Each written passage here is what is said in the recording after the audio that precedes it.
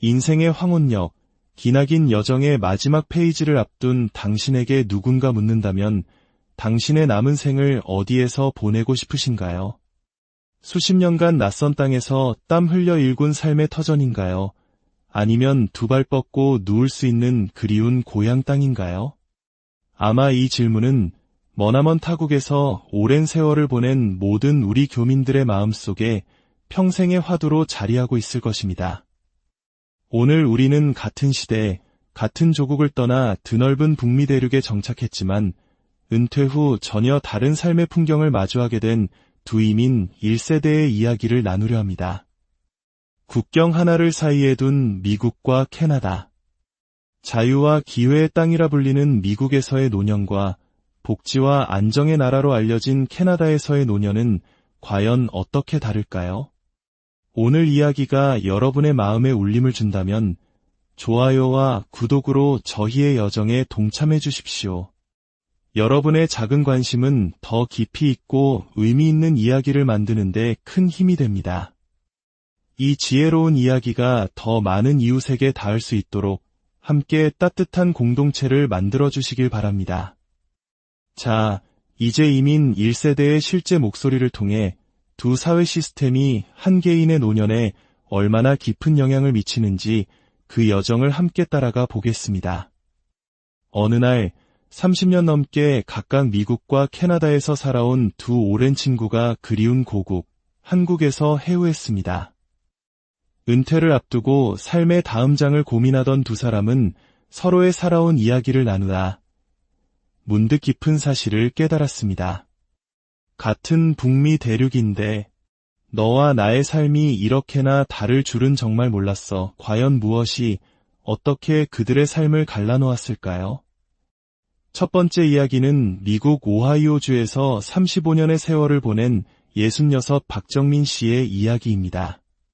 젊은 시절 공장에서 밤낮으로 일하며 두 아이를 키우느라 평생을 쉼없이 달려온 그에게 은퇴는 달콤한 휴식이 아닌 지독한 불안의 시작이었습니다. 나이가 들면서 성한 곳이 없어졌습니다. 무릎은 쑤셔오고 혈압약과 당뇨약은 하루도 걸을 수 없는 친구가 되었습니다. 자연스레 병원 문턱을 넘는 일이 잦아졌죠. 만 65세가 되어 미국의 노년층 의료보험인 메디케어에 가입했습니다. 하지만 그것만으로는 턱없이 부족했습니다. 부족한 부분을 채워준다는 민간보충보험까지 매달 비싼 돈을 내며 가입했지만 병원비 부담은 눈덩이처럼 불어났습니다. 약값은 해마다 무섭게 치솟았고 메디케어가 보장해주지 않는 치료 항목들은 계속해서 늘어만 갔습니다. 그는 이렇게 말합니다. 아플까 봐 병원 가는 게 두려운 게 아니에요. 진료가 끝나고 날아올 병원비 청구서가 무서워서 아픈 걸 꾹꾹 참게 되더군요. 어느 날 참을 수 없는 허리 통증으로 비교적 간단한 시술을 받았습니다. 그리고 며칠 뒤 그의 손에 들린 청구서에는 본인 부담금으로 $5,000, 우리 돈으로 약 650만 원이 넘는 금액이 찍혀 있었습니다. 그 순간 박정민 씨는 깊은 절망감에 빠졌습니다. 나는 이 나라에서 평생 성실하게 세금을 내고 일했는데 왜 늙고 병드니 이토록 더 불안해져야만 하는 걸까? 결국 그는 모든 것을 정리하고 한국행 비행기에 몸을 실었습니다. 지금은 경기도 안양의 작은 임대 아파트에서 지내며 걸어서 5분 거리에 있는 복지관과 병원을 제 집처럼 드나듭니다. 여긴 병원이 바로 코앞이고 진료비는 $10,000도 채 안 나와요. 물리치료를 받아도 몇천 원이면 충분하죠. 미국에선 상상도 못할 일입니다. 한국이 정답이냐고요? 글쎄요. 그건 저도 잘 모르겠습니다. 하지만 분명한 건 적어도 여기선 아파도 덜 무섭다는 겁니다. 그의 얼굴엔 수십 년 만에 처음으로 깊은 안도의 빛이 서려 있었습니다. 반면 캐나다 토론토 근교에서 40년을 살아온 68, 김문실 씨의 노년 풍경은 사뭇 다릅니다. 남편과 함께 평생 청소 일을 하며 두 아들을 번듯하게 대학까지 보낸 그녀의 삶 역시 결코 넉넉하지 않았습니다. 하지만 유료비 때문에 걱정으로 밤잠을 설치는 일은 단 한 번도 없었습니다. 바로 캐나다의 전 국민 무상 유료 시스템 덕분이었습니다. 65세가 되자 과거 소득과 상관없이 지급되는 노령보장연금과 저소득층을 위한 소득보조금이 매달 꼬박꼬박 통장에 들어오기 시작했습니다. 은행에 모아둔 얼마 안 되는 돈과 함께 그녀는 소박하지만 더없이 안정된 은퇴 생활을 시작할 수 있었습니다. 돈이 많지는 않아요. 그렇다고 앞날이 캄캄하지도 않아요. 그냥 이대로 평온하게 살 수 있겠다 싶어요. 그녀는 허리가 아파 병원에 갈 때도 정기검진을 받을 때도 돈 걱정을 하지 않습니다. 물론 불편한 점도 있습니다. 전문의 진료나 MRI 같은 정밀 검사를 받으려면 몇 달씩 기다리는 것이 예사입니다. 한국 같으면 당장 검사받고 결과도 바로 알 수 있겠죠. 하지만 여긴 그냥 그게 당연한 문화예요. 답답할 때도 있지만 기다리는 대신 돈 걱정은 없으니까요. 그게 어딘가요? 처음엔 다 키운 자녀들을 따라 한국으로 돌아갈까도 고민했지만 김문실 씨는 결국 캐나다에 남기로 했습니다. 몸은 여기저기 쑤시고 불편해도 마음 하나는 정말 편해요. 여긴 내가 청춘을 바쳐 살아온 곳이고 이제는 내가 외국인이라는 생각도 들지 않아요. 그리고 무엇보다 아파도 돈 걱정이 없다는 것. 그게 가장 커요. 마지막으로 미국 시애틀과 캐나다 밴쿠버 두 도시를 모두 경험한 69 한상우 씨의 선택은 우리에게 더 많은 것을 시사합니다. 젊은 시절 미국에서 성공적으로 사업을 일구었던 그는 은퇴가 가까워지자 모든 것을 정리하고 돌연 캐나다로 이주했습니다. 이유는 단 하나, 미국의 살인적인 유료비가 주는 공포 때문이었습니다. 나이가 드니까 내 몸 상태보다 내 통장 잔고가 먼저 걱정되더라고요.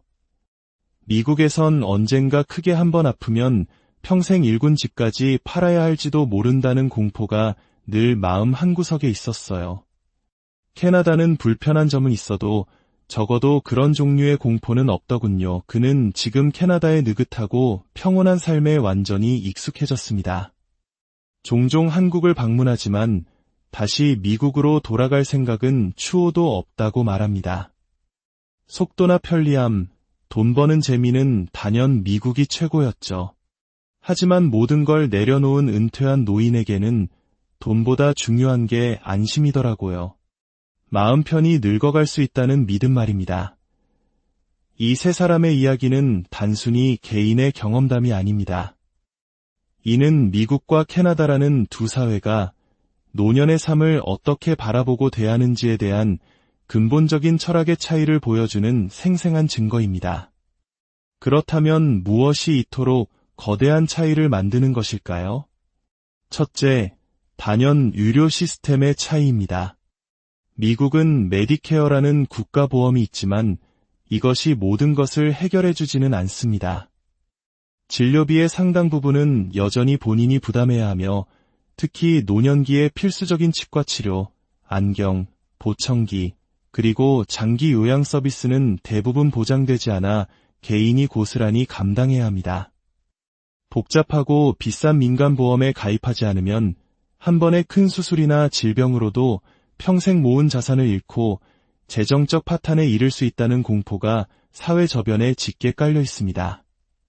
반면 캐나다는 의사 진료비, 입원비, 대부분의 검사비가 세금으로 운영되는 공공보험으로 전액 처리됩니다.